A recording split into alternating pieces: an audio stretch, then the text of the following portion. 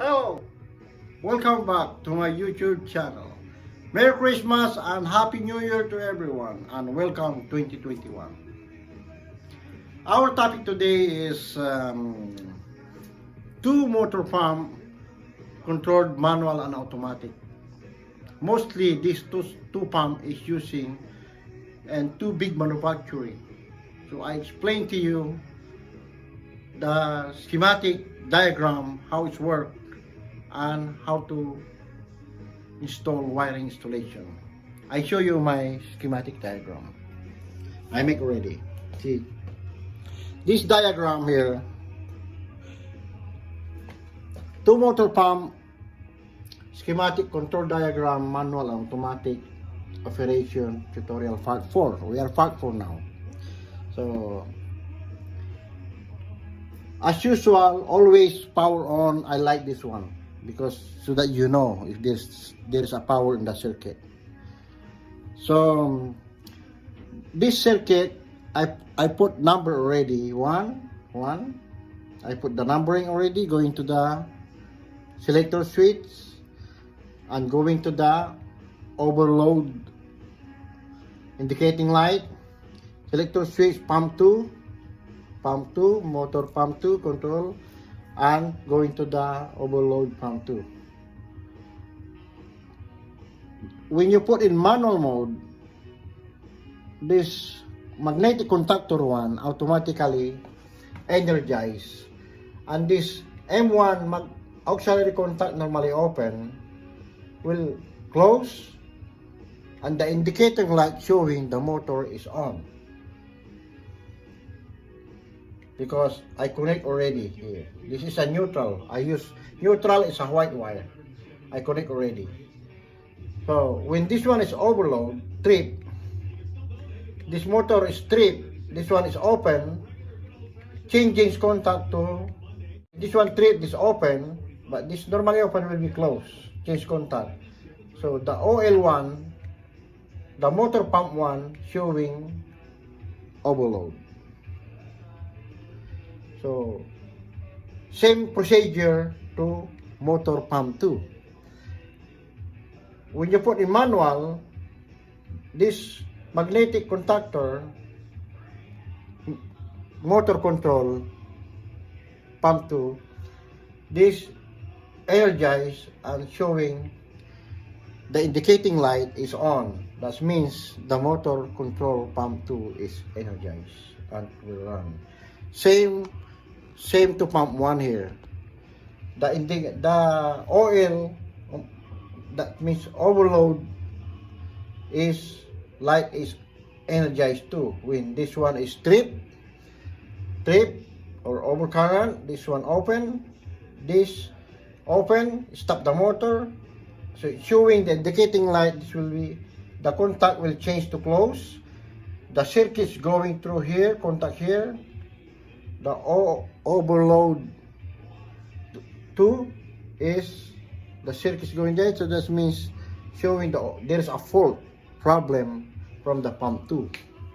So this is the basic operation for the manual mode. And automatic mode, when you put in automatic mode, you have to put this pump 1 and pump 2, you have to put in automatic mode, selector switch both side, both motor pump. So just in case, when the pump 1 is overload or stop, automatically pump 2 is start run the pump and continuous running. Of course, when the pump 1 is stopped, you have to check what's wrong. You have to double check why you overload. You have problem with the motor or fuse blown or something there. After you fix it, if problem the motor, change the motor pump, new one. After fix it, but always safety, turn off the fuse. You can run this pump 1 continuous. Put in manual mode and then change the pump, troubleshoot what's going on. So you can still run because you disconnect the fuse. After you fix it, put in automatic again, put in automatic, keep going this one there. Because it will changing operation, alternate operation when the pump 1 is tripped. When you put in auto, both auto, supposed to be the switch is automatic. When pump trip, pump 1, automatic on because of the interlock.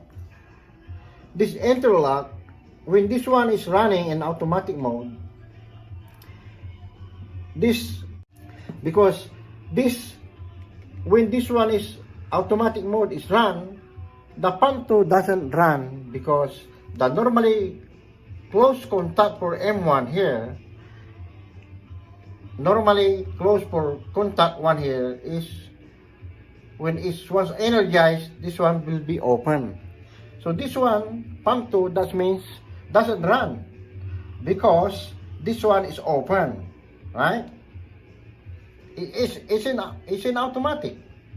The contact is here. When you put an automatic, this switch contact here together, but doesn't run this pump because this going here because this one is open when this pump 1 is energized. So it means when this one is stopped, the contactor is stopped, this one back to the normally closed, and automatically M1 is pump 1 motor is run because of the auxiliary contact. There is a circuit going through here, so automatically start the motor pump 2. It energized and green light on. Same operation. So it's will running this one here continuous. When something happen again, this one, when this one on, when this one is energized, that means the normally close contact for this, you see that one here, normally closed. When this one energized, this one M2 normally closed is open. So that means this one is open, so the circuit, even you put automatic, the circuit is until here. Because this one here is open, like that only. This open. So doesn't go. It will open. The contact until here only. Because this open, the circuit until here only. So when this one is stop or overload,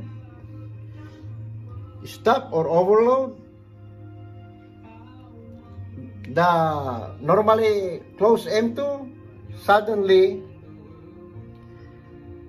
back to the normally closed position, and the pump 2 is energized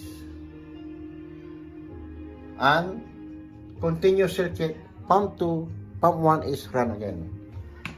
Same procedure, just again like alternate.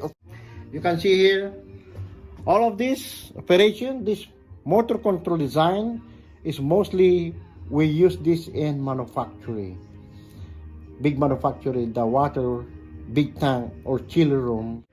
I make wiring already. I got 1 pump, 2 pump. This is for example because I don't have original pump motor. This is a motor 1, motor 2. This example only. So, and only single wire, single phase because 2 wire already. So if three pump, 3 phase single pump, supposed to be 3 wire here, you just change the rotation. Any one of the 3 wire, just change it. Just change the rotation. Okay. We will double check. I don't want to wire one by one because it takes time. I press, I turn, take too long. So now we gotta double check. Start from here. This number 1, line 1. We gotta follow. Where is it? This line 1 here. There is a power here in the top. I turn off the breaker. 1 here. This is a 1 over there. Number 1. Going to selector switch, pump 1 to light, and here to selector switch pump 2 onto the overload, this one here. We're gonna follow the wire, or this is connected jumper. Okay, I'll show you here. Here, one. This one. This number 1 here, over there. Jump to another selector switch. And then jump to another selector switch, pump 2, all is already jumper. And this is the power switch here. This is the power here for the light. I jump already all of them. So that's more here. So more faster. And then the neutral, we are going to neutral here. I connect already too, all of them. Neutral 1, I 2 wire, 1 going to the light, 1 going to the, all of this. 6, 95, 96 over here, see? 95, 96 already here. And jumper to here, you can see here, this one here, and jumper to here. So I jump already over here. This is for the overload. This is the one here. This is the pump 2 control. I jump already here too. See, pump 2. This is pump 2. Also jump here. So I connect already. This control circuit. See, you can notice my diagram now is going complicated because you know part 1 is a little bit control. Part 4 getting more harder. The wire delta connection, there is a timer, this is more complicated. And I explain to you all the motor winding connection, how to connect and troubleshoot. So, okay. Manual, this is manual, number 2 wire here is here. This is manual. See, number 2, you can follow the wire here. It's here to A1. This is going to A1. You can see, but A1 and going to normal A2. This is normally open. It's connected here, and the output for this one here normally 2 going to 5. This one here going to 1, 5. This one here M1 selector switch going to the number 5 green light. It's here. This is for the green light. Pump 1. This is here.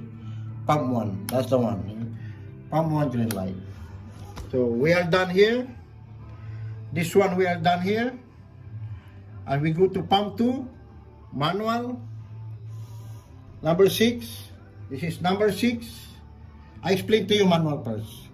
This number 6 wire for the manual. This manual operation pump 2. Number 6. Going to the A1. This is A1. Connect to the normally open. Normally open. Pump 2 A1. Outside here is 6. This 6 going to the pump 2 green light. So this number 6 wire here. Manual selector switch going to the A1 and jumper to the M2 normally open. The output is number 9 green light on. So this is the output number 9. The wire is going there, going to here is number 9. That's all. We are done for the. So now we're gonna double check the automatic here. Automatic, how it's work. Okay, pump 1 automatic. This automatic pump 1 here. The wire is number 4 here. It's number 4. This is number 4 automatic.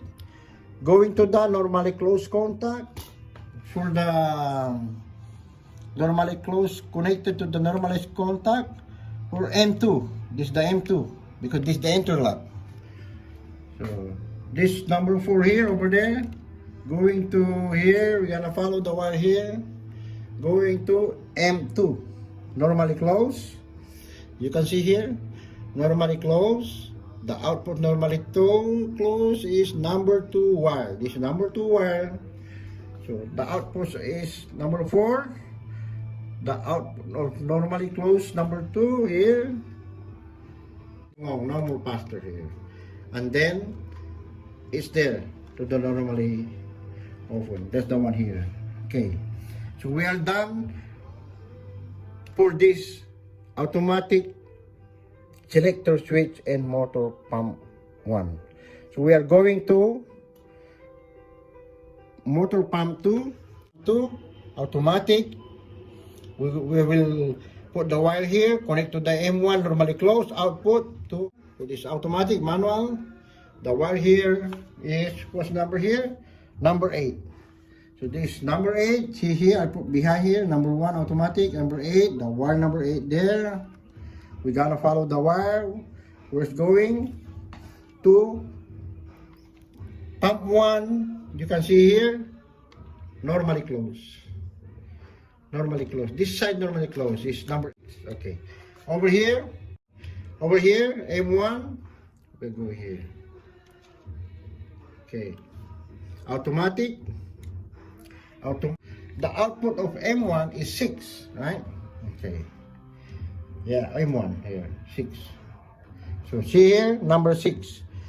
Go to number 6 here, normally, okay, here. So the output going to the M1, M2 here, over there, number 2. Okay. And when this one energized, this will contact, and it's showing the M2 is energized. The motor pump 1 is on. So the output for this M2 is wire number 9. So going to the green light. Here, number 9. Number 9, I put the wire over there. You can follow here. Going there, here. This one here is number 9. That means pump 2 is the job for these two pump, this design, usually and mostly used in the big manufacturing, the water pump nation, they will run this always in automatic mode, always automatic mode. Both, you have to put in auto mode, both sides. So, when one is tripped, transfer to the pump 2. When this one, after you reset pump 1 have a problem, this pump 2 when overload or trip, automatically pump 1 is run. So now, if you have a problem, one pump, anyone this pump problem, let's say the pump 1 is have a problem, turn off, keep it. That's why there is a manual mode, because both of them you can run in manual mode, all of them. So if one manual mode, so that the pump continue still flowing the water, and turn off this one here, turn off the breaker, here, change the pump. After you change the pump, everything fine, you go back to, always is the sequence for this. This is the design. We put manual only, because just in case you have a problem, change the pump or any contactor here, the pump is still running. So I explain to you now. For me, if I make design, I like always power on, so that you can identify that there is a power from the control. Where the motor pump doesn't run, now you can see only. You are far away, you know what, if you see the power on here, that means you have 110 volts control. Why must motor stop? Sometimes the motor stop running because of the blown fuse. So, or breaker trip. This one here, breaker or fuse trip. So that means you have control for 110. That's why I need this. For me, myself, I need this control circuit on all the time. Okay, so when I turn on this, we gotta turn on the control circuit first. This, all the breaker for the motor pump 1, pump 2, and this is our control circuit. So I will start now. You can see my motor here. I turn on the power control. See, power control is on. Motor pump is energized. I put in manual. Manual, both is manual, means pump 1 and pump 2 is on, right? Motor is not running because the breaker is still off. So, turn off. Pump 1 is stop. Turn off. Pump 2 is stop. turn on the breaker for pump 1, turn on the breaker for pump 2. Supposed to be individual breaker, this one, because just in case you gotta troubleshoot the pump 1 or pump 2, you can turn off the breaker if you about automatic operation, how it's work. Okay, pump 1 manual. See the pump 1 here on, the pump 1 here, you can see here it's running. The pump 1 is running. Okay? So you can run 2 pumps at the same time. If the water is overflowing, you can start pump 2 also. See, pump 2 manual, you can run at the same time in manual mode. See that? Running. Now, when pump 1 is overload, or pump 2, I will show you how it's overload. The indicating light showing overload. Okay? The motor pump is overload. The pump 1 is red light, that means overload. Okay? Oh, I forgot to put here overload, but it's okay. The red light is overload. This pump 2 is overheat, overcurrent. The contactor is stopped or overload. You're gonna see here. This pump 2 is overload. Overload of pump 2. The pump 2 is stopped. But the operation still continues because still circulating the water because still pump 1 is still running. So you have to go here, check why overload. Maybe fuse blown, power is good, motor is overheat. That means problem the pump. Change the pump. Turn off the power, change the pump. Lock out. After you change it, turn on the power and press this reset button. Press this reset button. Here, you can see here reset button. But better, before you reset, turn off. So that will not run the motor. Now you reset, that means the pump, motor 1 is ready. Then you try. Now it's run. Same procedure to pump 1. Okay, so pump 1 is trip 2. Over 1 here, same thing procedure. Change the pump, lock out, turn off fuse, breaker, change the pump. You need to change the pump. After change everything, turn off, reset. The next one, we are going to automatic mode. So, turn off position. This manual is designed is for just in case you have problem with the motor. You have problem with the motor. You have problem with the motor pump. That's designed for this. But in automatic mode, the pump 1 is running, right? But if this off, even manual, if you put manual, this one doesn't run. Because even you put automatic, because the manual here, pump 2, you can see here, pump 2 here. When you put manual here, directly, the M2 is energized. That means the mechanical contact for normally closed for this is here, become changing to open. That's why the pump 1 is stopped, even it's running on automatic mode. You can see here. But when I stop this pump 2, because I put in manual, so I put in manual, this one go back to run. This one here, you can see it will run again. See now? Here, see it will run because the interlock here. So pump 1 is on, right? So now, supposed to be here is you have to put in automatic mode. This is the real design for this boat in automatic mode. Here. So when this one here, this one is stopped, the pump 2 is run. See? Because it's in automatic mode design.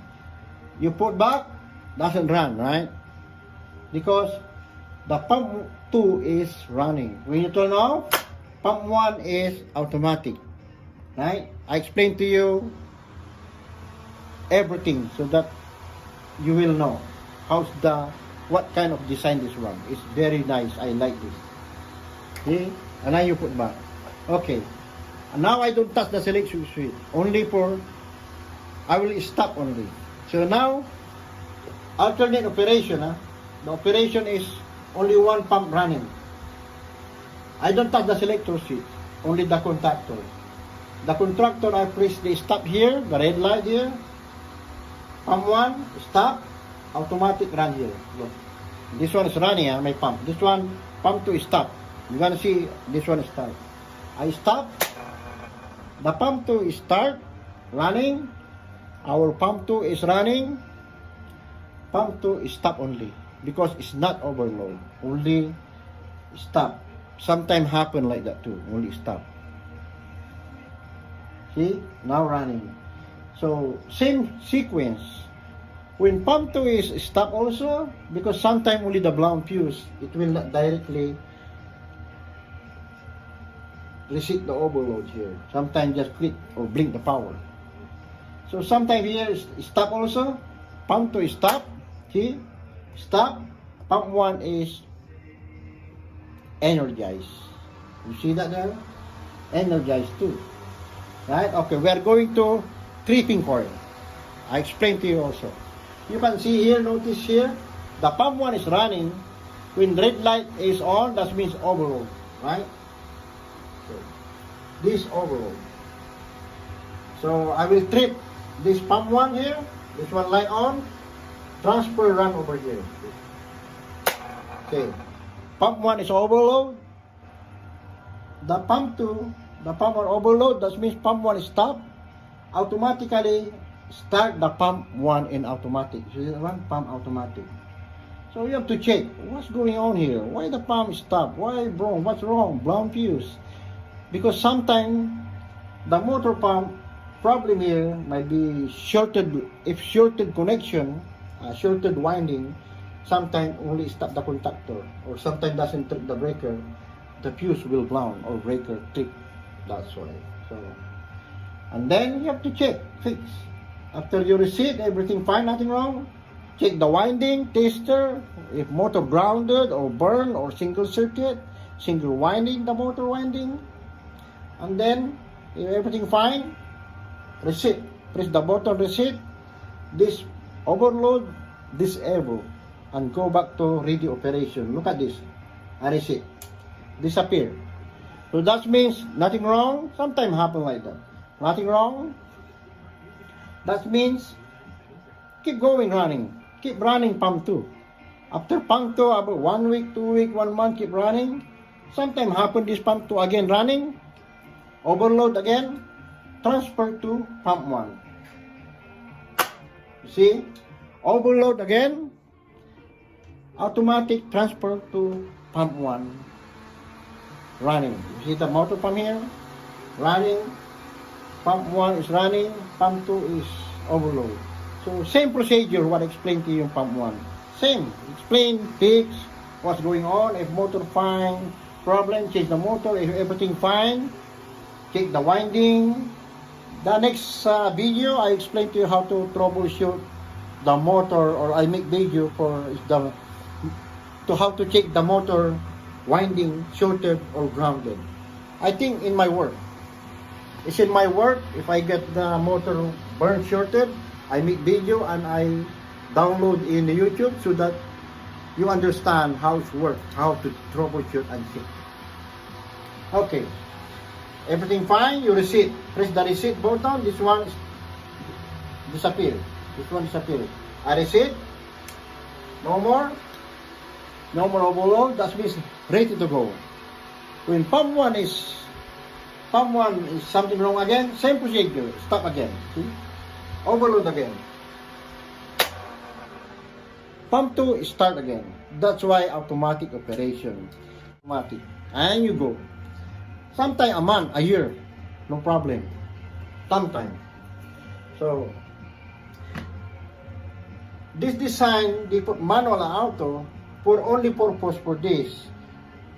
When you gonna change the pump, problem with the pump, this one there, you have to go for, let's see, problem here, we're gonna change the one here. You can turn on the breaker for pump 1. Okay. Doesn't work anymore. This, see, nothing anymore because breaker off. This pump 2 is still running in automatic mode because you can still automatic even you turn off the pump 1 minute later. See, no more. That's the purpose for this. Change the pump, everything. After you change it, pump, you put it, turn on everything, reset, gone, and then turn on the breaker. We're in automatic again. Now ready to go. This one trip, stop, same. That's all. That's all, my friend. And if you learn, share. If you like my video, please don't forget to like and subscribe, my friend. Happy New Year and God bless you all or everyone. Bye bye, my friend.